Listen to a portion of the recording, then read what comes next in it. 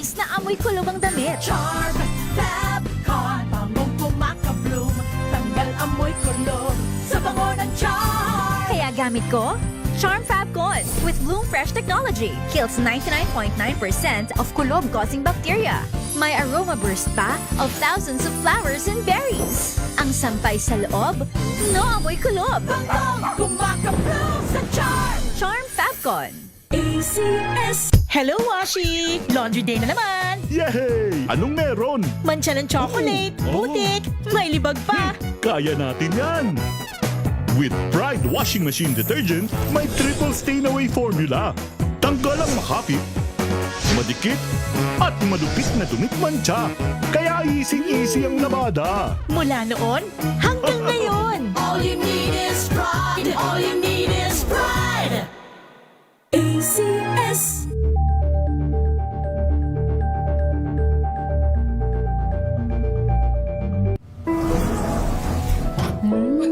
Amoy forever. Amoy LQ. Amoy New Cala Berry Blooms. Amoy kala, amoy good vibes.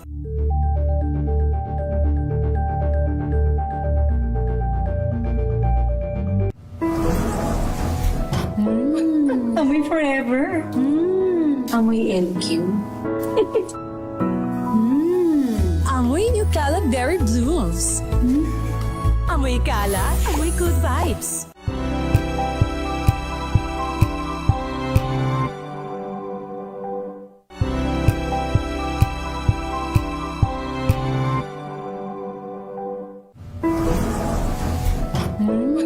Amoy forever. Amoy LQ. Amoy New Cala Berry Blooms. Amoy kala, amoy good vibes.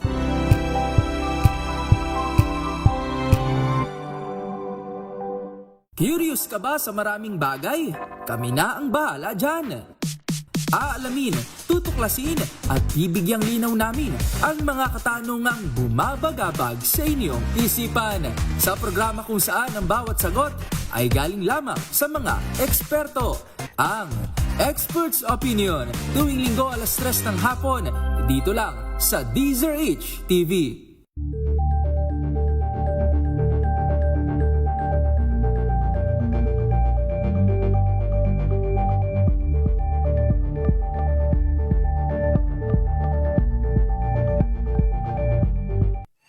Mga balitang gigising sa inyong umaga. Mga balitang kailangan mong malaman. Mapapakinggan sa ACS Balita sa 2x2.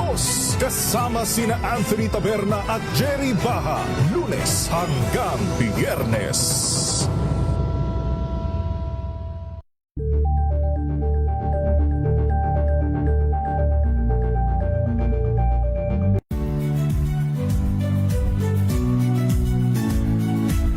Magandang araw mga kaibigan.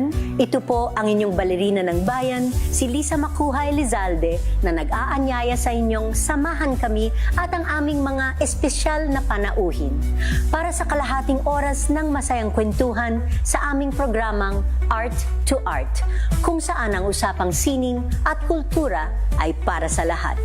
Huwag kaliligtaan, tuwing linggo, alas 3:30 ng hapon, dito lamang sa DZRH Radio, DZRH TV, at via online streaming.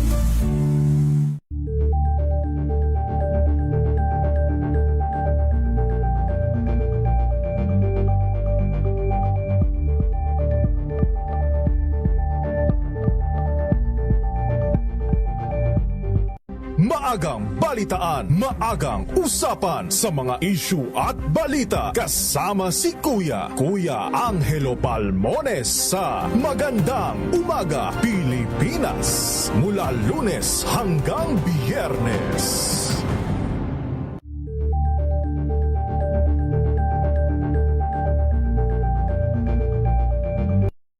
Ng naitalang 17 individual na ang kanilang naaresto. Ng Metro Manila Development Authority o MMDA ang No Contact Apprehension Policy o NCAP sa Metro Manila. Sa ang ilang mga dokumento ay peke. Hindi rin legal ang employment na ipinangako sa kanila. Sa mata ng batas, mananagot ang sangkot at may sala. Dahil sa bawat paglabag, may karampatang parusa. Alamin ang mga pananagutan sa likod ng mga bawal. Dito sa Hoy! Bawal Yan! Tuwing Sabado, alas 11:30 ng umaga. Dito lang sa DZRH TV.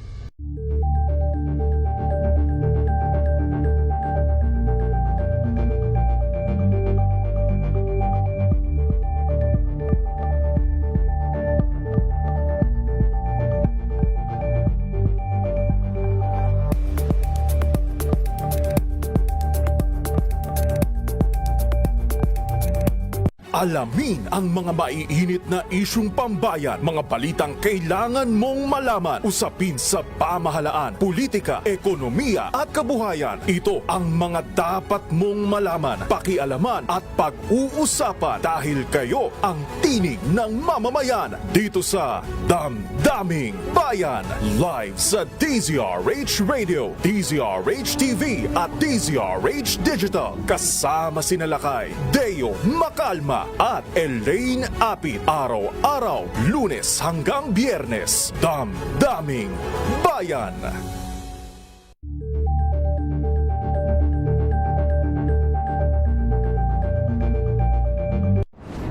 Kung good vibes ang hanap mo, dito ka na sa sigurado! Mula sa mga istoryang nagbibigay ng inspirasyon hanggang sa mga kwentong may dalang solusyon. Mga balitang pampagaan ang pakiramdam at pampaganda ng araw. Hindi lang ba sa good news, kundi the better news. Mula Lunes hanggang Biyernes, 1:00 ng tanghali sa DZRH TV.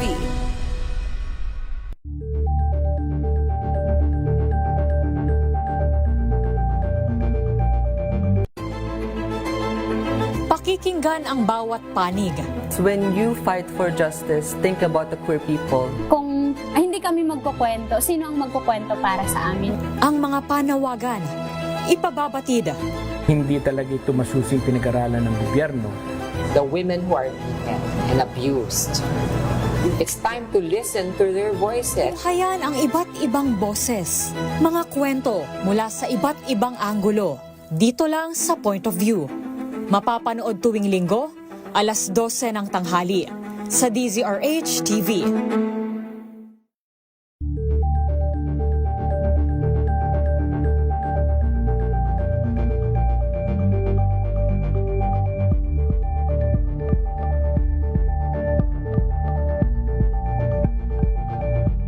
Tambalang Anthony Taberna at Jerry Baha ang gigising sa inyong umaga dahil lalatay ang humahagupit na diskusyon at komentaryo Lunes hanggang Biyernes sa 2x2.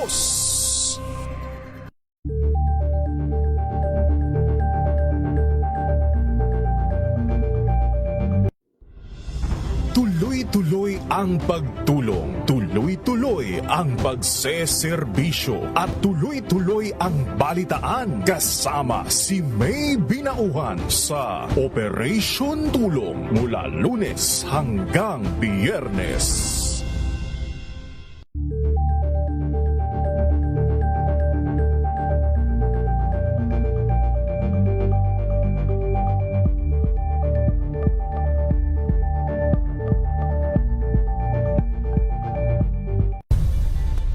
Nagsimula sa pangarap hanggang sa maabot ang tagumpay.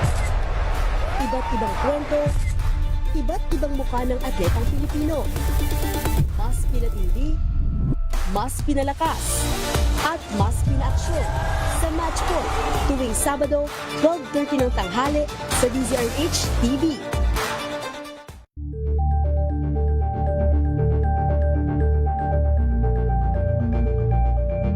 We've got you covered. From the hottest hits, exclusive interviews,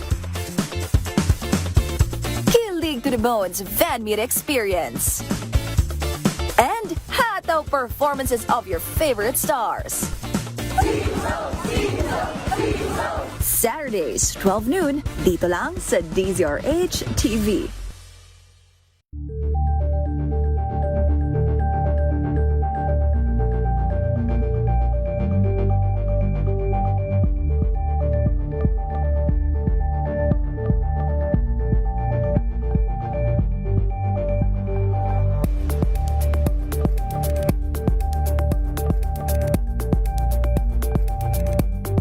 ka ba sa maraming bagay? Kami na ang bahala dyan. Aalamin, tutuklasin at bibigyang linaw namin ang mga katanungang bumabagabag sa inyong isipan. Sa programa kung saan ang bawat sagot ay galing lamang sa mga eksperto. Ang Expert's Opinion, tuwing linggo alas 3 ng hapon, dito lang sa DZRH TV.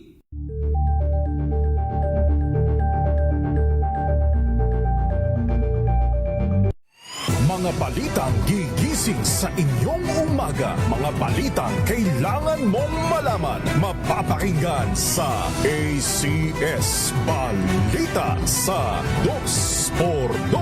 Kasama sina Anthony Taberna at Jerry Baha. Lunes hanggang Biyernes.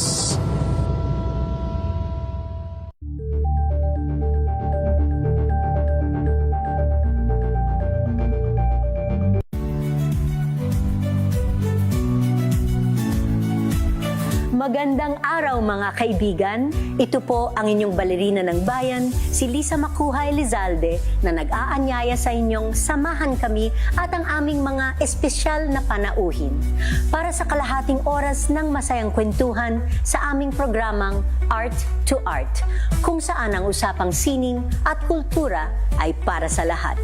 Huwag kaliligtaan, tuwing linggo, alas 3:30 ng hapon, dito lamang sa DZRH Radio, DZRH TV, at via online streaming.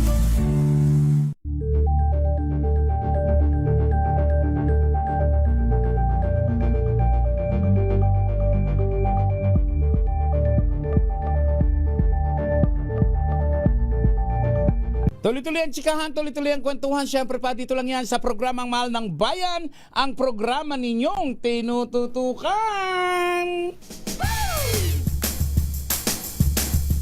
Ay! Aba, may gusto muna ako itanong dito kay Pilarski. Ano na may naman mga po yun? naglalabasan kasi na parang pag-amin na ni Richard Gutierrez at ni Barbie Fortesa. Ano ang comment? Barbie Fortesa. Ay, Barbie Imperial. I'm sorry. Barbie Imperial. Ano reaction mo dito na ang tagal-tagal nilang i-deny, ang tagal-tagal nilang itinago? Alam mo kasi ako, yung sa mga ganyan, nasanay ako na hindi ko pinapakialaman yung love life ng mga artista, especially kung friend ko naman. Yun ang gusto nilang buhay, di hayaan natin sila, bakit ba tayo nakikialam sa kanila? Lalo na ni Jun Lalin, sa palagay di ba? mo ba matatanggap din siya? O di ba kasi dati parang tinanggap si Sara Labati and yet... Oo, syempre nandun naman sa dalawang tao yun na magkasama sa relasyon. So hindi natin alam kung anong nangyayari sa mga relasyon na yan, di ba? Pag sila lang naman magkasama, hindi man tayo kasali or kahit nga sila pamilya niya, hindi naman kasali sa pagsasama nila, di ba? Sila rin makakasagot. O halimbawa magkaroon sila ng problema, sila rin makakasagot. Ano kayang meron si Richard? Bakit habuli siya ng mga babae? Gwapo. Speaking of gwapo, eto yon. Eto yon. Ganyan segue, Gwapo. Galing-galing mo talaga. Narito ang isang awitin na gwapong-gwapo na inawit ng gwapo rin. Paano ito nagsimula? Paano ang motivation? Sino ang gumawa? Bigyan mo ako ng detalye dito sa awiting gwapo. Same day po yung nagsulat. Si Doc Monden po. Again, tungkol ulit sa buhay ko. Hindi, sa buhay ng mga... joke lang. Buhay ng mga mag-jowa, mag-girlfriend, mag-boyfriend. Na pag nagsiselosan, ano ba, bakit? Kasi ganda ko kasi ang gwapo ko Parang ganun. Sarcastic or parang paradox style lang na song. So, eto, tignan natin, pakinggan natin ang awiting Gwapo ni Marius Alston.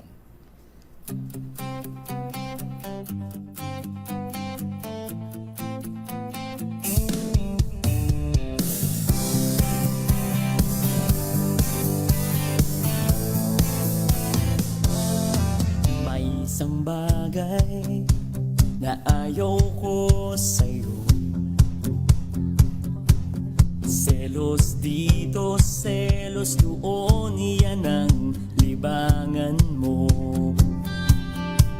Tuwing may daraang babae sa aking harapan, agad mong iniisip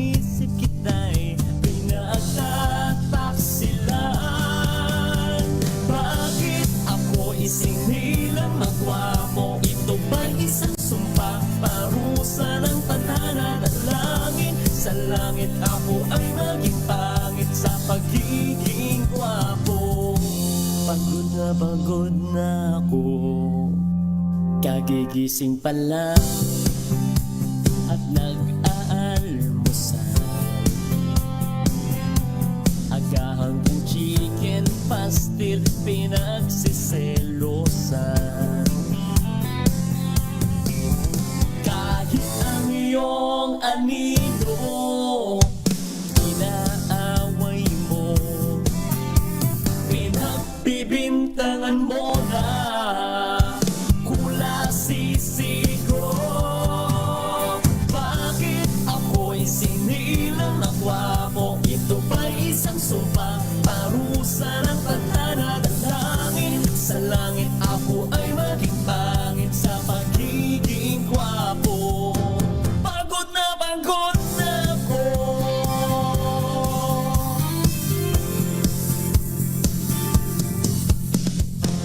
pinapangarap ko ang iyong mata, sana'y matuling upang dalawa kaming magmamahal sa iyong paningin. Bakit ako isinilang na gwapo? Ito ba'y isang sumpa, parusa ng tadhana dalangin? Ako ay maging pangit sa pagiging gwapo. Hirap na hirap, oh bakit ako isinilang na gwapo? Ito ba'y isang sumpa, parusa ng tadhana dalangin? Sa langit ako ay maging pangit sa pagiging gwapo. Pagod na ako.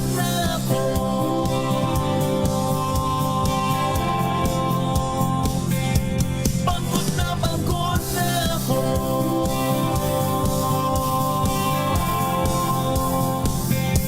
Pagod na akong maging gwapo.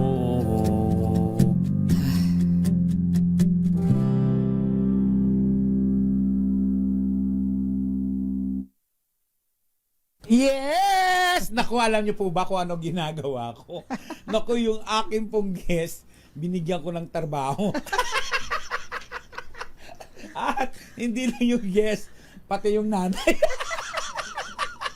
Sabi siguro nito si Marius at si Mami, ang hirap pala mag-guest dito kay Morley Alinyo. Oh, natuwa ka ba sa gwapo? Oo, natuwa naman ako sa gwapo. Ang gwapo. Bagay naman sa yung awitin mong gwapo na yan. Gwapo ka. Question. May girlfriend ka na? Yes, meron na po. Ilang taon na kayo? 8 years. Oh. Bakit hindi pa kayo nagsisettle down? Ay, nakialam na naman. Pakialam meron ka naman talaga. Wala pang plano? Meron naman po. Meron naman. Pero sa showbiz, sino ang gusto mo na makasama? Halimbawa, sa isang concert? Concert. Arnel Pineda. Bakit si Arnel? Idol ko po kasi. Oh, bongga. But anyway, wala na tayong oras. Pilarski, may gusto ka bang sabihin? May gusto ka bang invite? Magpapasalamat ako sa iyo at kung meron po kayong panahon, bumisita po kayo sa Music Box powered by the library. Alam mo, sa Music Box ko nakita to. Sing along lang ng sing along. Sabi ko, nung una kong nakita, sabi ko, parang kamukha ni Willie Revillame. Actually, pero mas refined. Maputing Willie Revillame. Diba? Nagjo-joke on stage. Oo. Tapos bigla nagulat na lang ako, ba may kanta na? Ayun na. Iniisip ko, sino kamukha nito? Na nagkita na kami. Gwapong Willie Revillame. At madaldal niya. Parang gwapong Robbie Da Rosa. Robbie Da Rosa. Robbie Da Rosa. O, yung asawa nung friend mo. Oo. Anyway, anong latest sa'yo? Baka pwede ka mag-invite? Latest yun po.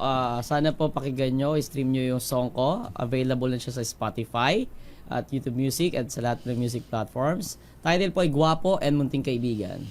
Sana magka-concert na, di ba? Yes. Di ba, Nog Abella? Yes! Maraming salamat. Thank you so much sa inyong pagpunta dito sa ating programa. Thank you. Wala na po tayong oras. Ayan.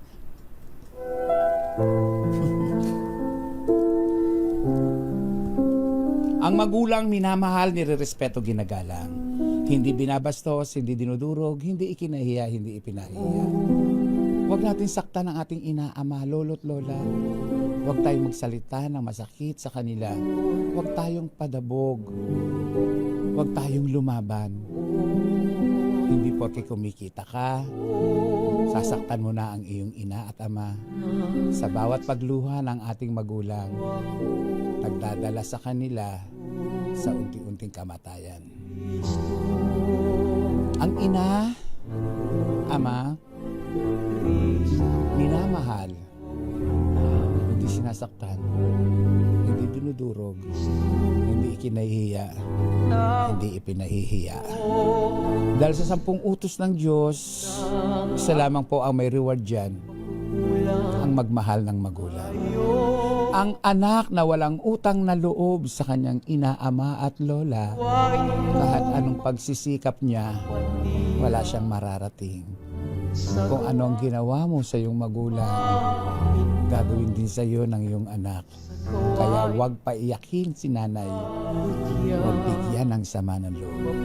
At sa mga kabataang kababaihan naman na nagdadala ng sanggol sa sinapupunan na may problema, hindi po ito pinalalaglag, hindi po ito pinaabot, hindi pinaagos sa tubig o sa kanal, hindi sinasabit, hindi ipinamimigay, hindi ipinagbibili, dahil ang sanggol ay dakilang regalo ng Diyos sa atin. Maraming salamat po sa inyong lahat. Ako po si Morley Alinio para sa DZRH, Una sa Pilipinas, Una sa Pilipino. Gumawa po tayo ng kabutihan sa kapwa. Sumaatin ang presensya ng Panginoong Yesus. Magandang gabi po.